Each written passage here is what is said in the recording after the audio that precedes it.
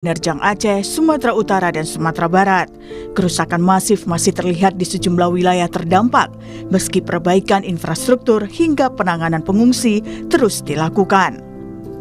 Salah satu yang menjadi fokus adalah pemulihan akses transportasi dengan membangun jembatan yang terputus. Di Desa Krueng Tingkem, Kecamatan Kutablang, Kabupaten Biren, Aceh misalnya. Pembangunan jembatan sementara atau beli dilakukan personil TNI. Jembatan ini dibangun untuk menggantikan tali seling untuk menyeberang sebagai jembatan darurat pasca bencana. Setelah kita gelar seperti ini, nanti akan kita rangkai dan nanti akan kita dorongkan ke tepi jauh sana, Pak. Nah, untuk itu nanti kita ada pemasangan pilar. Nah, kita sedang menunggu tim pemasangan pilar nanti dari Medan, Pak. Perbaikan infrastruktur pun tidak hanya dilakukan pemerintah. Banyak relawan turun untuk melakukan kerja kemanusiaan dalam bencana ini. Salah satunya Herna Hadi Prasetyo yang akrab dipanggil Tio. Dia menggalang aksi pembangunan jembatan di Desa Muara Sibuntuon, Tapanuli Tengah yang hancur dihantam banjir bandang. Jembatan ini menjadi fasilitas krusial karena menjadi penghubung desa tersebut dengan wilayah lainnya. Aksi kemanusiaan juga dilakukan relawan Agam Rinjani. Di Aceh Tamiang, dia bersama relawan lainnya dan TNI serta berbagai pihak bersama-sama membersihkan sejumlah fasilitas umum yang rusak akibat banjir. Aksi-aksi kemanusiaan seperti ini tentunya sangat berarti di tengah bencana. Data terbaru BNPB menyebut jumlah korban tewas akibat bencana banjir dan longsor di Aceh, Sumatera Utara, dan Sumatera Barat menjadi 1.016 orang. Pencarian dan pertolongan ini bertambah 10 jasad yang ditemukan, khususnya itu ada di Aceh 9 dan 1 di Kabupaten Agam. Sehingga total yang kemarin rekapitulasi jumlah di 3 provinsi itu 1.006 jiwa. Hari ini bertambah 10 menjadi 1.016 jiwa. Lalu apalagi pemulihan pasca bencana yang harus segera dikerjakan saat ini? Tim Liputan, Kompas TV. Sudah lebih dari 2 pekan banjir dan longsor menerjang Aceh, Sumatera Utara, dan juga Sumatera Barat. Perbaikan infrastruktur terus dilakukan, yang tidak hanya dilakukan oleh pemerintah, namun juga para relawan. Kita akan bahas soal ini, saudara, bersama dengan sejumlah narasumber yang sudah hadir melalui sambungan daring. Ada relawan Herna Hadi Prasetyo, dan juga ada peneliti kebencanaan dari Teesside University Inggris, Ezri Hayat. Selamat pagi, Mas Tio, Mas Ezri. Selamat pagi. Ya, Mas Tio, ini berarti Anda masih ada di Tapanuli Tengah ya, Mas ya, di Desa Muara Sibuntuon ya? Iya, di Muara Sibuntuon, dan saya posisi di pinggir sungai. Proses pembuatan jembatan, kalau kita balik gambarnya, nah seperti ini kondisinya. Ini sungainya ini biasanya meluap sampai atas ini, dan di sana juga ini pertemuan antara sungai ini sama sungai ini, sehingga ini sangat berpengaruh ketika kedua sungai ini naik, otomatis berdampak ke bagian bawah sana, seperti itu. Di sini putus jembatannya dari sini ke sini, dan sini sudah kita bikin jembatan, proses pembuatan jembatan gantung. Selingnya sudah kita pasang, ada 4 sisi. Oke, ini berarti progresnya seberapa nih, Mas Tio? Apa sudah mau selesai nih untuk jembatannya? Ini sudah 60%. Hari ini nanti akan masang papan-papan yang ada di sini. Nah, itu berarti untuk tadi Mas Tio bilang berarti tidak hanya di 1 titik ya, Mas ya? Berarti ada berapa total? Kalau untuk situ? Sekarang kita fokusnya di 1 titik ini. Selain itu, karena ada beberapa desa terisolir di dalam sana, dan kita pasang Starlink juga di sana sama solar panel. Karena listrik belum ada Starlink.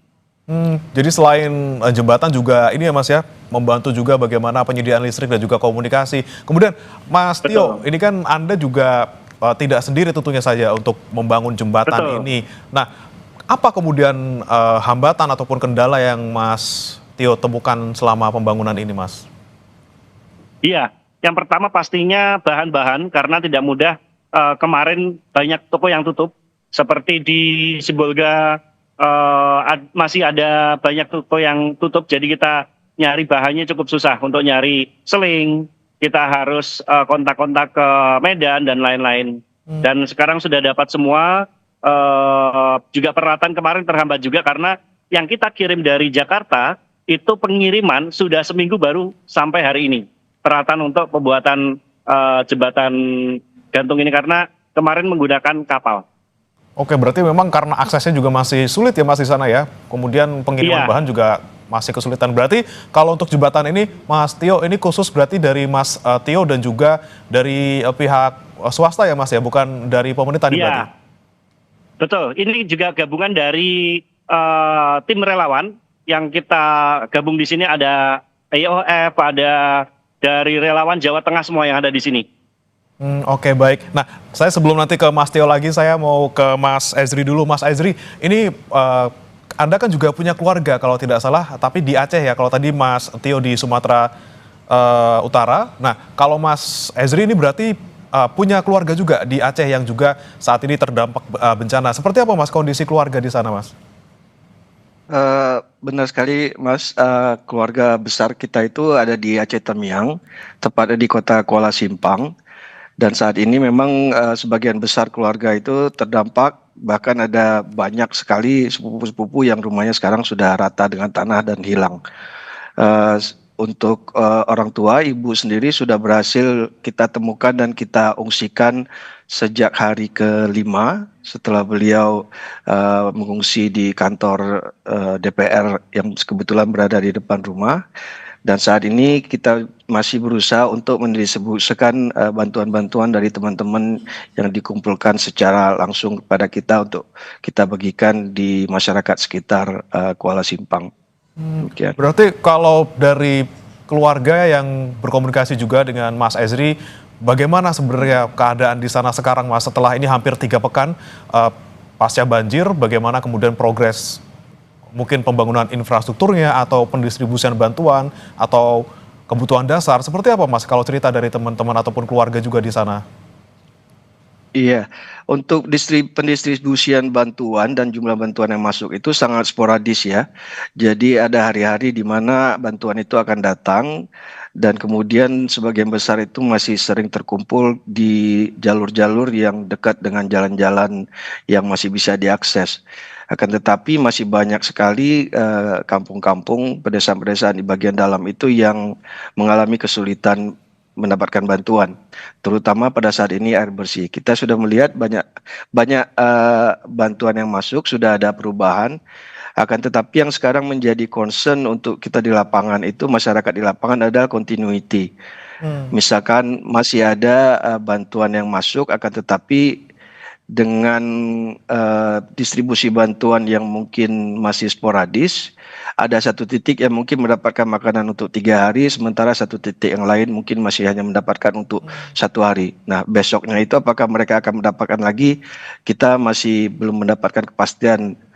Dan yang sangat kita rasakan secara pilu yaitu bahwa saat kita berusaha untuk mengirimkan bantuan ke desa-desa yang agak terpencil di dalam, kita terpaksa menolak memberikan bantuan kepada mereka yang kita temukan di jalan, dan ini menjadi satu dilema. Kalau kita berikan bantuan kepada mereka yang memang terbukti bahwa mereka itu lapar juga, tetapi kita memikirkan kepada yang di dalam, maka kita terpaksa menolak dan kita terus masuk ke dalam, sementara kita masih memikirkan mereka nanti itu sudah dapat makanan atau belum gitu. Nah, jadi mungkin kepastian atau keteraturan penyaluran bantuan ini juga kita perlu mendapatkan koordinasi yang baik di lapangan. Nah, ini dia menjadi fokus kita juga, Mas Ezri, karena beberapa waktu lalu dari BNPB bilang bahwa sebenarnya kalau untuk Sumatera Barat dan juga Sumatera Utara ini sudah mulai masuk transisi ke pemulihan. Nah, sementara di Aceh sendiri masih PR nih Mas. Bahkan tadi Mas Ezri sendiri sebutkan bahwa masih terkendala untuk penyebaran bantuannya, masih belum menjangkau ke daerah yang terdalam secara baik gitu ya. Nah, kemudian Anda bagaimana nih Mas melihat penanganan bencana banjir ini di 3 provinsi yang sudah hampir 3 pekan, seperti apa kemudian yang dilakukan pemerintah dan bagaimana kemudian manajemen bencana yang Anda lihat selama 3 pekan ini? Iya, saya rasa di 3 pekan belakangan ini kita semua bisa melihat ya dari hasil reportase pihak-pihak teman-teman dari lapangan secara individual yang kita bisa lihat di media sosial juga, pemerintah seperti kewalahan. Kita tidak bisa menyalahkan pemerintah daerah yang kewalahan karena mereka memang sangat-sangat kewalahan. Dan yang kita pertanyakan ini bagaimana rencana pemerintah nasional terhadap respon emergensi dan juga nanti recovery dan rehabilitasi ketiga daerah yang terdampak ini. Ya, kita lihat bahwa kalau bencana, yang namanya bencana itu secara definisi adalah di saat gangguan sosial dan gangguan ekonomi di daerah terdampak itu sudah di luar kemampuan kapasitas mereka yang terdampak. Nah, untuk sekarang kita bisa melihat bahwa kapasitas mereka yang terdampak, terutama masyarakat yang langsung terdampak ini kan sudah tidak sanggup. Kemudian kita naik ke atas, levelnya ke atas ke pihak pemerintah daerah. Pemerintah daerah juga kita sudah bisa melihat bahwa pemerintah daerah ini sudah maksimal dalam melakukan pertolongan emergensi yang mereka dengan peralatan dan kemampuan yang ada di lapangan. Nah, seharusnya ini sudah bisa dinaikkan ke level yang lebih tinggi, yaitu di daerah untuk pemerintah nasional. Bagaimana pemerintah nasional turun tangan dalam mengambil peran aktif ya, bukan peran hanya memberikan support kepada pemerintah daerah, tapi peran aktif. Dan kalau perlu mengambil alih proses emergensi rekonstruksi nanti. Lagi-lagi kalau ini misalnya sudah ditetapkan sebagai bencana nasional, seharusnya nanti bisa lebih ada peran besar dari pemerintah pusat. Tapi kan sampai sekarang belum dijadikan bencana nasional gitu ya Mas Ezri ya? Saya lihat begitu Mas, kalau bisa saya memberikan analogi ya, kalau kita sakit dengan sistem yang ada itu kita datang ke puskesmas, kalau puskesmas itu tidak sanggup kita naik ke rumah sakit di daerah, kalau rumah sakit daerah tidak mampu menangani maka pasien akan dibawa ke rumah sakit rujukan di tingkat nasional. Ya, nah ini serupa kalau kita bandingkan dengan analogi saya tadi, kita sekarang ini sedang melihat puskesmas di daerah ini mencoba mencangkok jantung dan kita biarkan gitu loh. Oke, ini Jadi dia pemerintah, iya, jadi otoriti di atas ini harus bisa melihat, bukan hanya sekedar orang-orang di puskesmas ini menyatakan sanggup mencangkok jantung terus kita biarkan dan statusnya tetap begitu ya. Dan ini sudah kita lihat bahwa di Aceh, di beberapa bagian Sumatera Utara dan Sumatera Barat, nah pemerintah sudah kewalahan, pemerintah daerah sudah kewalahan. Ya. Oke, baik. Saya kembali ke Mas Tio lagi, Mas Tio. Terkait bagaimana situasi di Tapanuli Tengah, bagaimana Anda melihat secara umum gitu Mas? Kemudian bagaimana fasilitasnya, kemudian aksesnya, mungkin selain dari tempat Mas sekarang membangun jembatan, bagaimana kemudian peran pemerintah, terutama pemerintah pusat untuk bisa hadir di sana bagi masyarakat? Baik, untuk beberapa lokasi memang belum terjangkau, seperti ada di depan sana itu ada desa Sibiu-biu. Kemarin coba aksesnya ke sana untuk loading barang itu hanya bisa pakai helikopter. Untuk lewat darat kemarin kita masih berusaha bersama tim. Kita mau mencoba buat lewat darat karena kurang lebih 2 jaman ke arah Sibiu-biu. Ini kita di muaranya. Namun ada beberapa desa di sana termasuk yang ada di dalam sana, supaya nanti kita bisa menggunakan motor, maka dari itu kita harus menyelesaikan jembatan ini dulu biar bisa mengakses ke desa atas sana untuk loading barang atau drop logistik lebih mudah lagi. Dan ya memang kita harus kerjasama ya semuanya, masyarakat, kemudian semua relawan. Maka dari itu dari tim, dari ARE, kemudian dari semua relawan Jawa Tengah, kita ada 35 dibagi beberapa seru. Kemarin ada yang pencarian korban, kemarin dapat beberapa jenazah, kemudian ada yang drop logistik, ada yang pembangunan jembatan, dan lain-lain. Tapi bagaimana dengan kondisi masyarakatnya sendiri, Mas Tio? Apakah mereka masih tinggal di tenda darurat atau ada yang sudah kembali ke rumah mereka? Seperti apa, Mas? Ada beberapa yang memang rumah mereka hanyut, seperti di depan saya ini tumpukan kayu ini tadinya bangunan-bangunan, namun ada beberapa yang sudah hanyut habis, sehingga mereka harus mengungsi ke pengungsian di bawah sana. Dan mereka juga yang masih rumahnya masih ada, kita ajak kerjasama, kita ajak gotong royong. Di sini masyarakat kita ajak gotong royong untuk membangun jembatan, kemudian kadang mereka kan bertahan hidup juga menjual hasil panen mereka seperti durian. Juga kita kadang tiap hari itu kita beli biar memulihkan perekonomian mereka dengan cepat seperti itu. Baik. Jadi warga pun juga sambutannya baik, bahkan juga mau juga ikut membantu ya Mas ya, walaupun mereka juga masih dalam keadaan gotong royong bareng. Terbatas dan juga terkena bencana. Nah, kembali saya ke Mas Ezri lagi. Mas Ezri, ini jika kita lihat banyak yang menganalogikan gitu yang terjadi di 3 provinsi, terutama mungkin di Aceh gitu ya, ada yang menyebutkan bahwa ini seperti tsunami kedua gitu ya, dan tentunya ini bukan pertama kali terjadi di sana. Tsunami di 2004 kita juga sudah merasakan. Nah, bagaimana kemudian Anda bandingkan apa yang terjadi di 2004 dan juga di tahun 2025 ini, dan bagaimana kemudian penanganannya?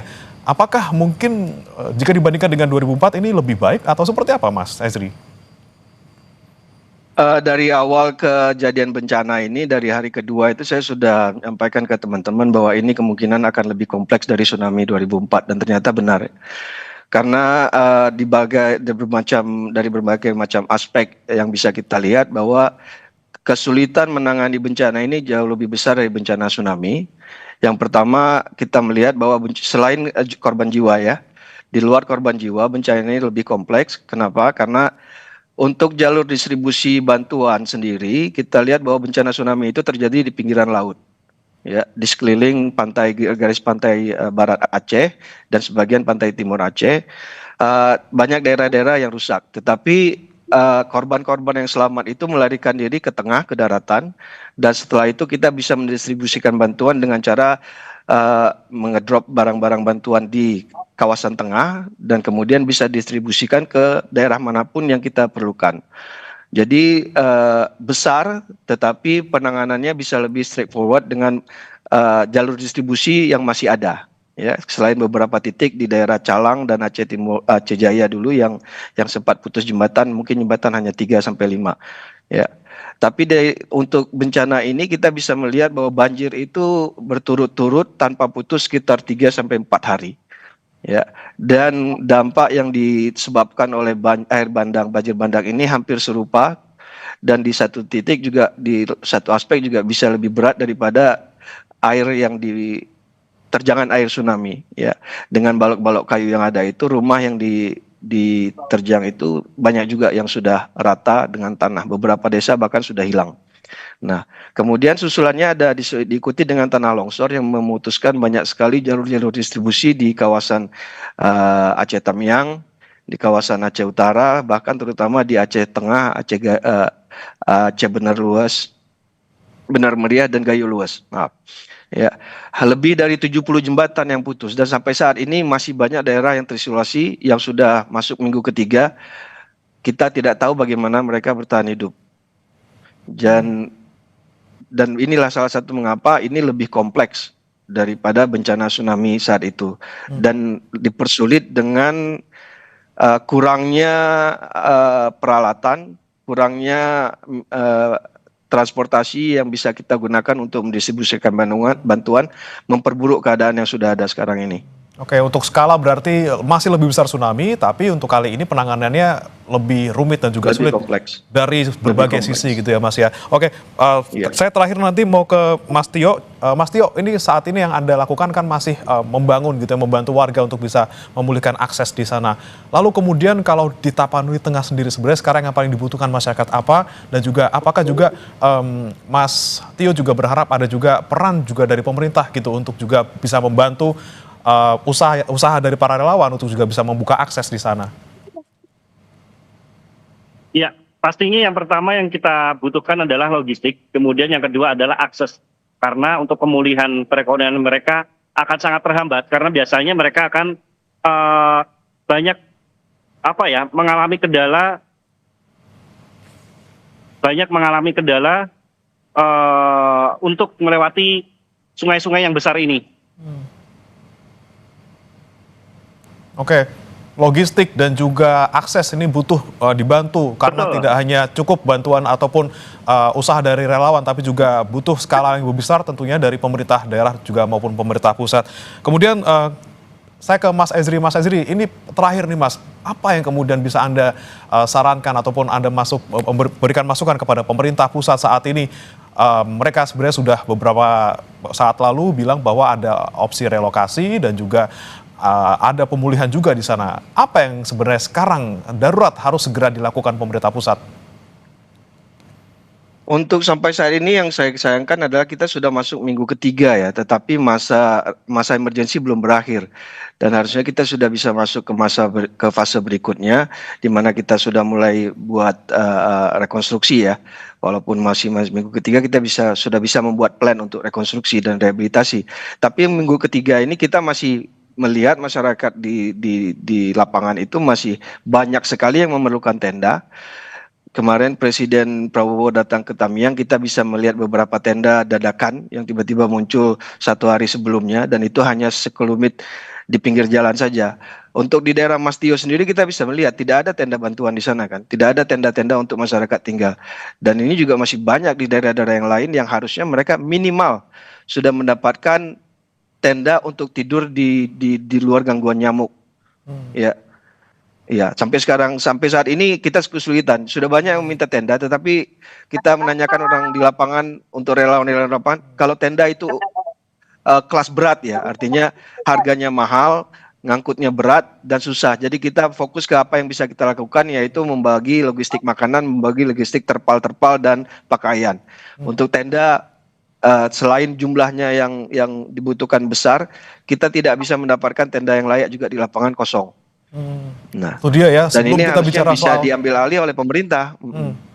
Sebelum kita bicara soal hunian sementara yang baru akan selesai dibangun mungkin 6 bulan ke depan, bagaimana hari ini mereka hidup? Bagaimana kemudian mereka bisa hidup layak dulu pakai tenda yang seadanya gitu ya? Bagaimana kemudian yang perlu dilakukan pemerintah adalah bagaimana mereka hidup hari ini dan juga beberapa hari ke depan, bukan beberapa bulan ke depan. Kita harapkan semoga ini didengar oleh pemerintah, bisa melihat kembali bagaimana detail yang dialami oleh warga di sana supaya lagi-lagi penanganan banjir ini tepat sasaran dan juga bisa progresif untuk kedepannya. Terima kasih Mas Ezri Hayat, peneliti kebencanaan dari Teesside University Inggris, dan juga Mas Tio, relawan yang juga membantu masyarakat di Tapanuli Tengah, sudah bergabung bersama kami di Sapa